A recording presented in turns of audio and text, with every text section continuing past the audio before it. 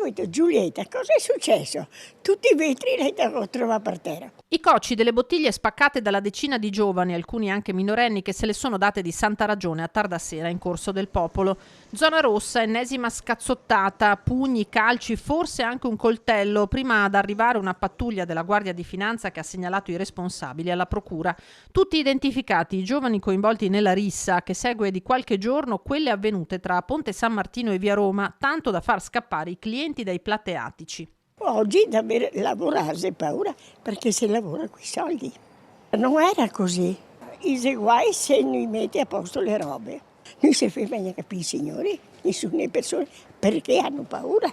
Zona rossa introdotta dopo Pasqua, termine il 7 giugno. Per i commercianti strumento utile anche se l'area, dicono, è comunque monitorata da vicino, ma il problema va oltre i controlli. Onestamente vedo sempre un bel controllo del territorio, non è che possiamo lamentarci. Non saprei trovare una soluzione, bisognerebbe andare tanto a monte e cercare di parlare con le famiglie, con le istituzioni per cercare di prevenire il problema, però più di così non è che saprei cos'altro consigliare. Non è che puoi blindare tutta una città perché fai una zona rossa di qui, vanno a finire di là, dopo fai anche di là, vanno a finire dall'altra parte e non è più finita. Certamente i controlli vanno bene e dopo è da capire anche questa gente qui che viene presa e che fine fa, perché questi ragazzi qui c'è il problema dell'integrazione, chiamiamolo, se non sono italiani del disagio che hanno. E non è una cosa semplice comunque perché diciamo la tra virgolette repressione non è che serve, cioè serve ma non si può vivere solo di quella lì.